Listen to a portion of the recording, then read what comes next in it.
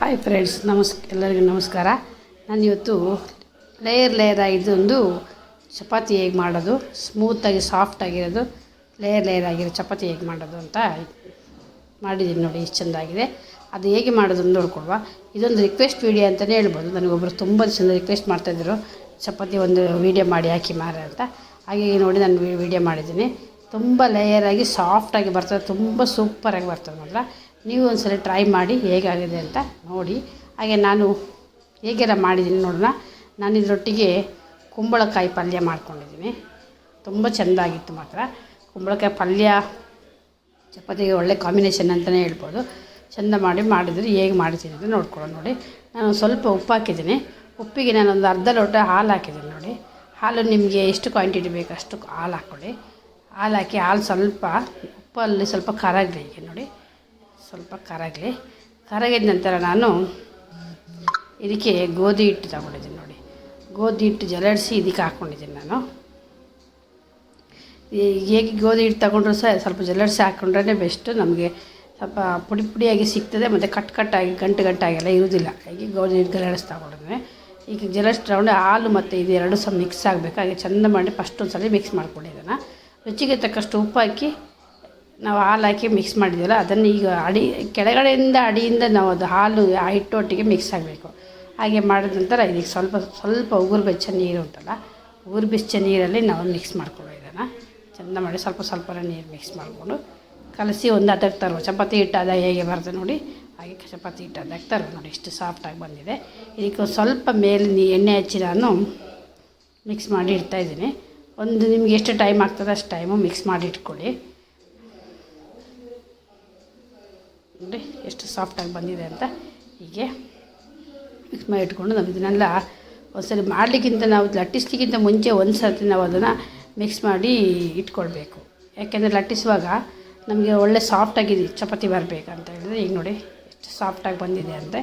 ನೋಡಿ ಎಷ್ಟು ಚೆಂದ ಬಂದಿದೆ. ಇದನ್ನೆಲ್ಲ ನಾವು ಮಿಕ್ಸ್ ಮಾಡ್ಕೊಂಡು ತೆಗೆದಿಟ್ಕೊಂಡು ಅದನ್ನು ಲಟ್ಟಿಸ್ಕೊಳ್ವ. ಈಗ ಸ್ವಲ್ಪ ಉದ್ದಕ್ಕೆ ಇದು ಮಾಡಿ ಉಂಡೆ ಮಾಡಿ ಇಟ್ಕೊಳ್ವ. ನಾವು ಎಷ್ಟು ಉಂಡೆ ಬೇಕಷ್ಟು ಒಂದು 4-5 ಉಂಡೆ ಮಾಡಿ ಇಟ್ಕೊಂಡ್ರೆ ನಮಗೆ ತೆಗೆದು ಲಟ್ಟಿಸ್ಲಿಕ್ಕೆ ಈಸಿ ಆಗ್ತದೆ ಅಂತೇಳಿ. ನೋಡಿ, ಇದು ನಾನು ಚಪಾತಿ ಮನೆಯಲ್ಲಿ ಕೆಲವರೆಲ್ಲ ಸ್ಲ್ಯಾಪ್ ಮೇಲೆ ಮಾಡ್ತಾರೆ. ಹಾಗೆ ನಾನು ಚಪಾತಿ ಮನೆಯಲ್ಲೇ ಮಾಡ್ಕೊಳ್ತೆ. ಅದು ಚೆಂದ ಲಟ್ಟಿಸ್ಲಿಕ್ಕಿಂತ ಮುಂಚೆ ಒಂದು ಚೆಂದ ಮಾಡಿಸಲಿ ಹದವಾಗಿ ಇದು ಮಾಡ್ಕೊಳ್ಳಿ. ಸ್ವಲ್ಪ ನಾನು ಈಗ ಇದಕ್ಕೆ ಮೈದಾ ಹಿಟ್ಟು ಹಾಕಿದ್ದೀನಿ. ಯಾಕೆಂದರೆ ಮೈದಾ ಹಿಟ್ಟು ಹಾಕಿದರೆ ಸ್ವಲ್ಪ ಒಳ್ಳೆ ಜಾರ್ತದೆ ಅಂತ ಮೈದಾ ಹಿಟ್ಟು ಹಾಕಿದ್ದೀನಿ. ನಿಮಗೆ ಗೋಧಿ ಹಿಟ್ಟು ಬೇಕಾದರೆ ಗೋಧಿ ಹಿಟ್ಟು ಹಾಕ್ಕೊಳ್ಳಿ.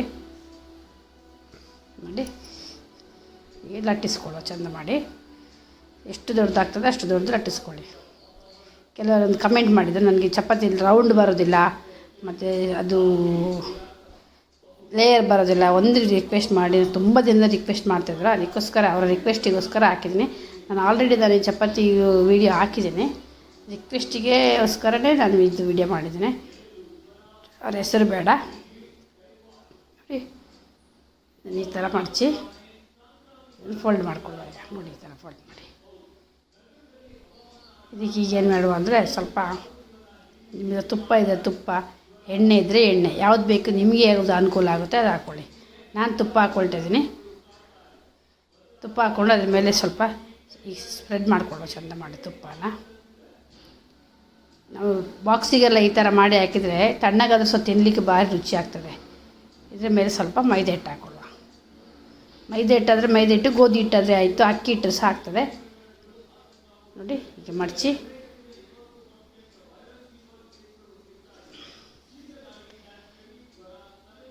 ಇದಕ್ಕೆ ಸ್ವಲ್ಪ ನಾವು ಹಾಗೆ ಮಾಡಿದಾರ ಹಾಗೆ ಸ್ವಲ್ಪ ಮಾಡ್ಕೊಳ್ಳುವ. ಇದಕ್ಕೊಂಚೂರು ಸ್ಪ್ರೆಡ್ ಮಾಡಿ ಇದಕ್ಕೆ ಸ್ವಲ್ಪ ನಾವು ಮೈದಾ ಹಿಟ್ಟು ಹಾಕ್ಕೊಂಡು ಇದನ್ನು ಫೋಲ್ಡ್ ಮಾಡುವ. ನಾನು ಸ್ವಲ್ಪ ದೊಡ್ಡ ಸೈಜಲ್ಲಿ ಮಾಡ್ತಾಯಿದ್ದೀನಿ. ಇದು ಚಿಕ್ಕ ಸೈಜಲ್ಲಿ ಮಾಡೋದು ಚೆಂದ ಆಗ್ತದೆ. ನಾನು ಸ್ವಲ್ಪ ದೊಡ್ಡ ಸೈಜಲ್ಲಿ ಮಾಡ್ತಾಯಿದ್ದೀನಿ. ಇದನ್ನೀಗ ಚೆಂದ ಮಾಡಿ ಲಟ್ಟಿಸ್ಕೊಳ್ಳುವ.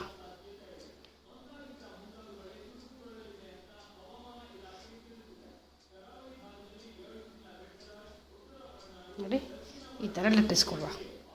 ನಾನು 2 ಥರ ಚಪಾತಿ ತೋರಿಸ್ತಾ ಇದ್ದೀನಿ. ನಿಮ್ಗೆ ಯಾವ ಥರ ಚಪಾತಿ ಬೇಕೋ ಆ ಥರ ಮಾಡ್ಕೊಳ್ಳಿ. ನಾನೀಗ ಸ್ವಲ್ಪ ದೊಡ್ಡ ಸೈಜ್ ಮಾಡ್ತಾಯಿದ್ದೀನಿ ಚಪಾತಿ. ಯಾಕೆಂದರೆ ಸ್ವಲ್ಪ ಹಿಟ್ಟು ದೊಡ್ಡದು ತೊಗೊಂಡಿದ್ದೆ ಅಂತ ದೊಡ್ಡ ಸೈಜ್ ಮಾಡ್ತಾಯಿದ್ದೀನಿ.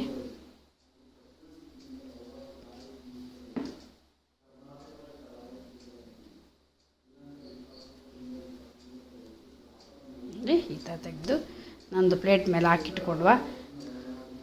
ಇದು ಇನ್ನೊಂದು ಚಪಾತಿ ಮಾಡ್ತಿದ್ದೇನೆ. ಇದೊಂಥರ ಲೇಯರ್ ನೋಡಿ, ಪರೋಟ ಥರ ಬರ್ತದೆ ನೋಡಿ. ಹೀಗೆ ಸುತ್ತಕೊಂಡು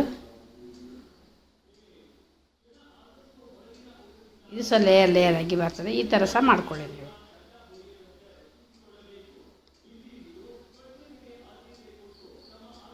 ಈ ಥರ ಮಾಡಿ ಆ ತುದಿಯನ್ನು ತೆಗೆದು ಈ ಸೈಡಿಗೆ ಹಾಕಿ ಇದನ್ನು ಸಹ ಸ್ವಲ್ಪ ಹಿಟ್ಟು ಹಾಕಿ ಲಟ್ಟಿಸ್ಕೊಳ್ಳಿ.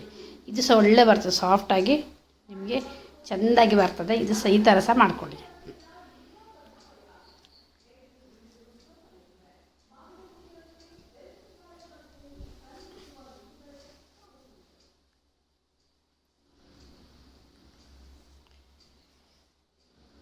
ತುಂಬ ಗಟ್ಟಿಯಾಗಿ ಲಟ್ಟಿಸಬಾರ್ದು, ಸಾಫ್ಟಾಗಿ ಲಟ್ಟಿಸಬೇಕು. ಹೀಗೆ ಮೇಲಿಂದ ಮೇಲೆಗೆ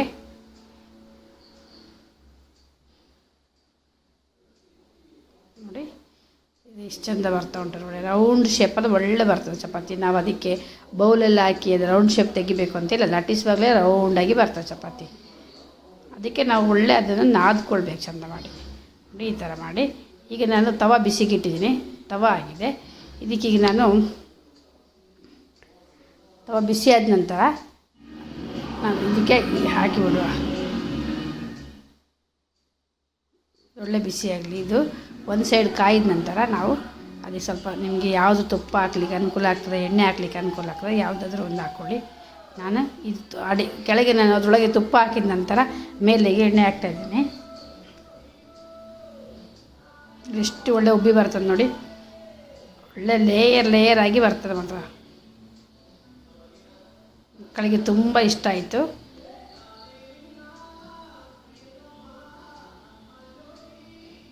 ಎಷ್ಟು ಒಳ್ಳೆ ಬಂದಿದೆ ನೋಡಿ.